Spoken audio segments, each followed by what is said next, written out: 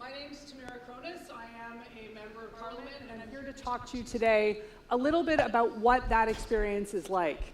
Now, I am also a proud Brentwood parent, and what that means is, of course, that for every proud Brentwood parent who comes to speak to you, there is a, in my case, tall, lanky student in this room somewhere who's currently slumping down in his seat, hoping that none of his baby pictures are about to appear in this presentation.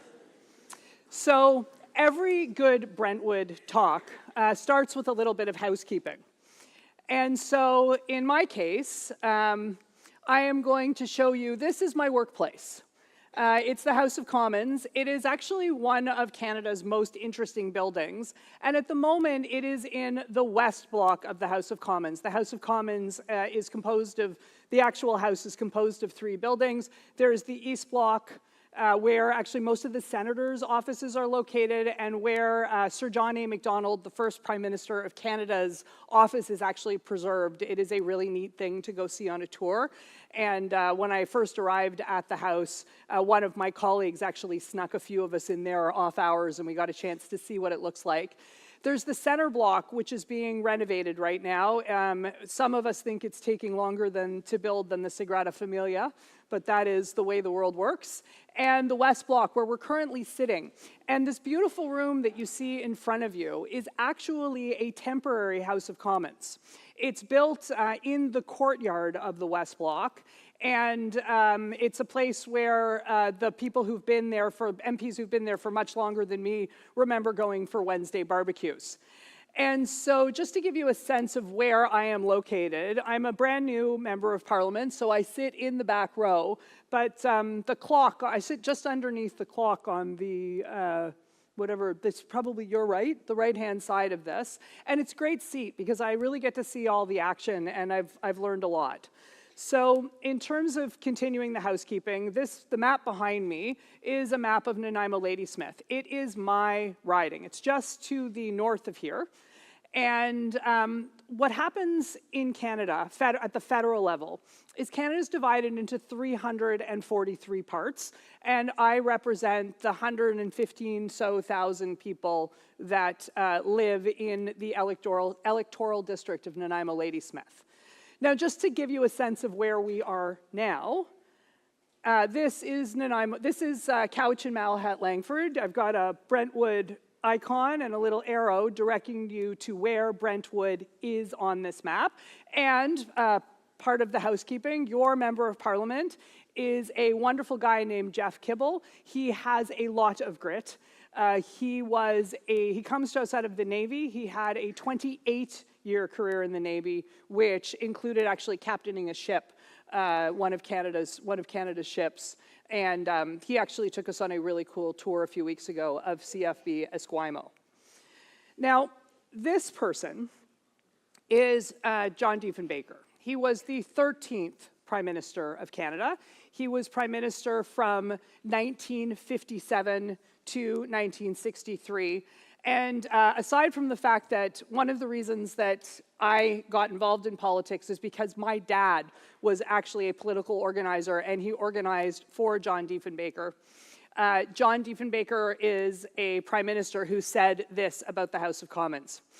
And the reason I'm sharing this quote with you is because I was actually just elected in April. So when you first arrive at the House of Commons, you wonder how it is that you managed to get there.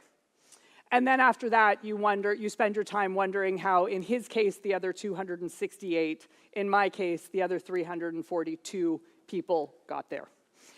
And the thing about John Diefenbaker, among his other accomplishments, is he actually brought the Canadian Bill of Rights into force in the House of Commons in 1960, or in Canada in 1960. It is an incredible document that was the precursor to our Charter of Rights and Freedoms. And he also actually appointed the first female cabinet minister in Canada, Ellen Fairclough. But one of the things that he's really remembered for, and I hear it at the doors still in Canada, is for this, which was canceling the Avro arrow, which you have to be a real political nerd to remember. But there you go, 3 things about John Diefenbaker if you ever need to fill something in really quickly on one of those tests. So we're here to talk about grit.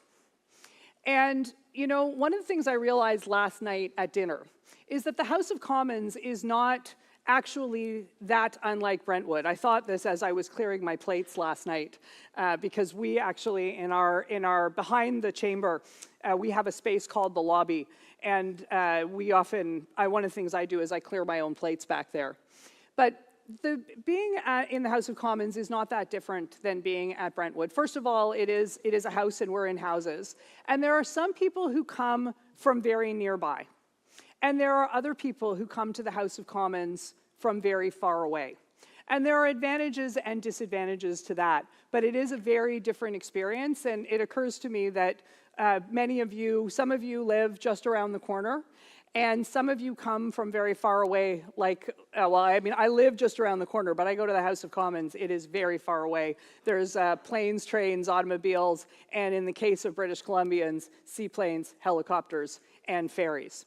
Now, grit, and a second thing, by the way, is that at Brentwood, very much, I suspect, like in the House of Commons, there's always food, but somehow it's never what you're in the mood for. And really, you're sort of never alone, except when you find yourself just wondering what it is where all of a sudden you're by yourself and it's like, whoa. It's a very public existence. And there are always people watching you, whether they are the people who are watching at home, hello people who are watching at home, your friends, your teachers, the staff, the people in Mill Bay. It is actually a very public thing, and very much the way that you have to choose to be at Brentwood. We actually also have to choose to be who we are going to be in the House of Commons. And grit is a really good metaphor for that, because it is one of those 4-letter words that you can use in a whole bunch of different contexts. Now, there is the first kind of grit, and that is the grit that is hard. It is a hard, abrasive granule. It grinds things down, and it can be really tough. And I think that's what a lot of people think about when they think about grit, and it's also one of the things I think that they think about when they think about politicians. And then there is another definition of grit, and that is a more nuanced, much softer, more interesting kind of concept, which is the idea of having courage and being able to show the strength of your character. And of course, I put it there as a bit of a light relief. There is also the kind of grits that you have when you go down south, a dish of hominy grain that is often eaten as a breakfast food in the morning. And in case there is anyone here who has never seen a dish of grits, this is what grits look like. Now, when it comes to the House, we have to figure out who we want to be. And the thing about the world that we live in today, and I think that people in your space know this really well, is that most of you have never seen or heard of me, unless you live in Ellis House and you got Mr. Wismer's housekeeping notes last night. But there are lots of people whose faces, or there's a few people whose faces you would recognize from Canadian politics, and that's because they show up on social media a lot. They're on the television panels, they're on your phone, they're on TikTok, and a lot of the time, the reason that they're there is they have said something gritty, something sharp, something hard, something abrasive, something like this. And by the way, the Liberals dressed in red, they're just acting like the Conservatives. Susan, come on down. Questions and comments? The Honourable Parliamentary Secretary of the Government House Leader. Well, I guess I'm going to throw insults. She's behaving like a communist, Madam Speaker. They're so far to the left. Now, you heard the 2 members of Parliament there are both honourable human beings. We refer to each other in the House as honourable members, but what you saw there was an exchange of insults. And you saw one that wasn't terribly thoughtful.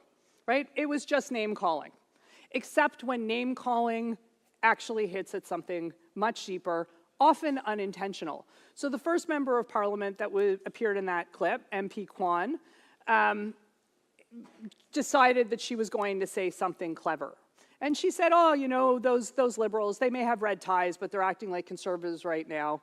It's a play on the fact that our current prime minister is a little bit more of a blue liberal. He's a little bit more of an economy-minded person. And that's just the way our current circumstance is.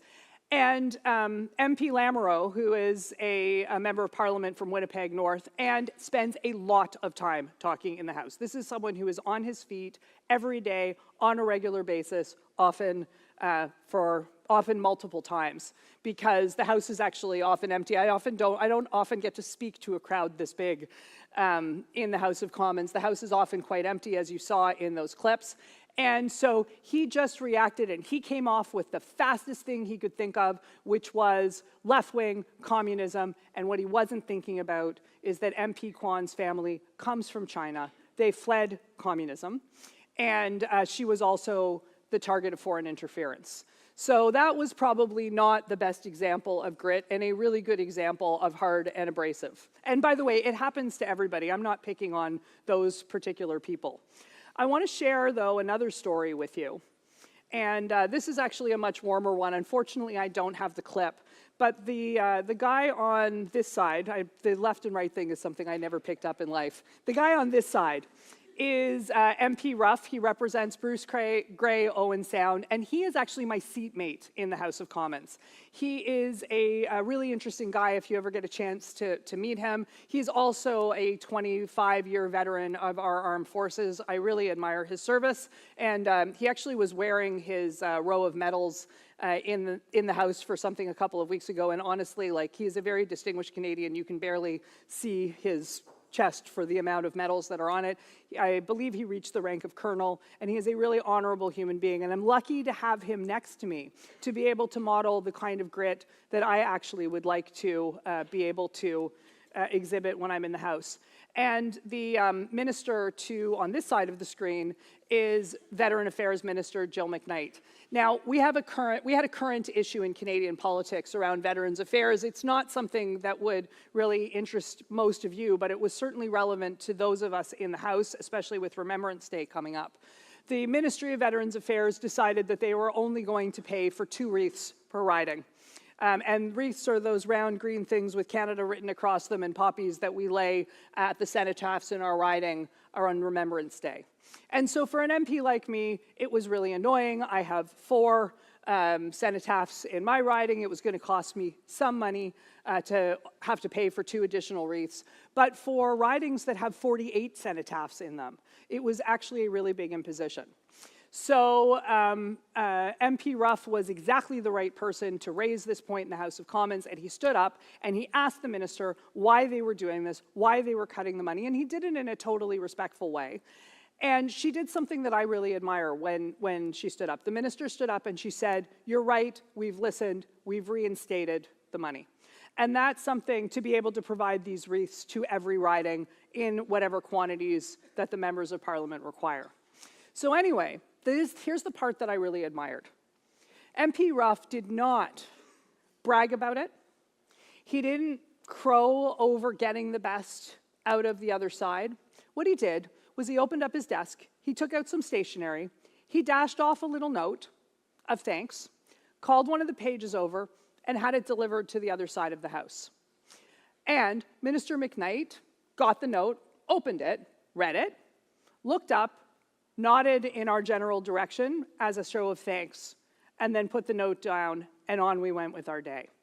And you can see here, this is Echo. She works in my community office. Our wreaths arrived this week. We are very excited about that. Now, that's the kind of thing that you're not going to see on your social media feeds. The same way that you didn't get to see that video here, you're never going to see that video.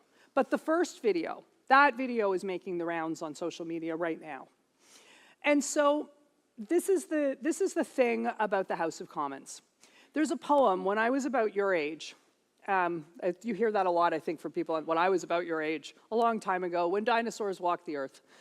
And when I was about your age, there was a poem we studied in high school, and it was the poem "The Road Not Taken" by Robert Frost.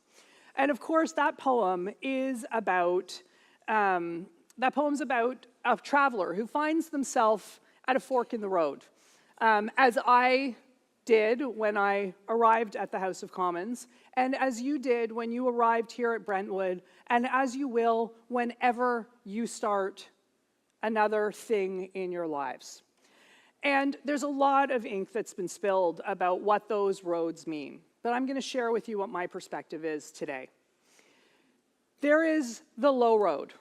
It is paved with the hard kind of grit, and it is downhill. You can take that road and you will be funny. People will remember you. You might be clever and sharp. And you may even be prime minister one day.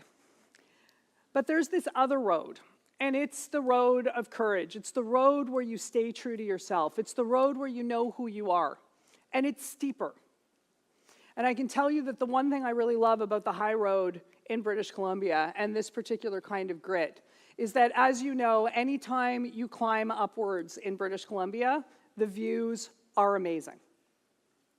And so I may not end up being the most famous MP in the House of Commons. No one ever knows what their future brings. But I can tell you that one of the reasons why I've really enjoyed putting this speech together is because it gave me the chance to reflect on what kind of parliamentarian I want to be. And I hope that my remarks today will help you reflect on what kind of person you want to be, and maybe one day a parliamentarian. Now, every good Brentwood speech starts with housekeeping, so I told you where I come from, and it ends with a public service announcement of some kind. Now, your roads may take you in very different paths in life, but you may find yourself studying in first-year university at the University of Ottawa or at some other university in the capital region. And one of the ways that you might get to see the House, maybe not from my seat, but from all over the place, is as a page. And pages may not be elected officials, but they get to be in the room where it happens. And so I would urge you to consider that program if you end up at school in the National Capital Region. And in the meantime, if you are ever in Nanaimo, Ladysmith when the House is not in session, or you are in Ottawa when it is, and you have any questions, I would love to hear from you. I'd love to see you, and I thank you so much for your attention today.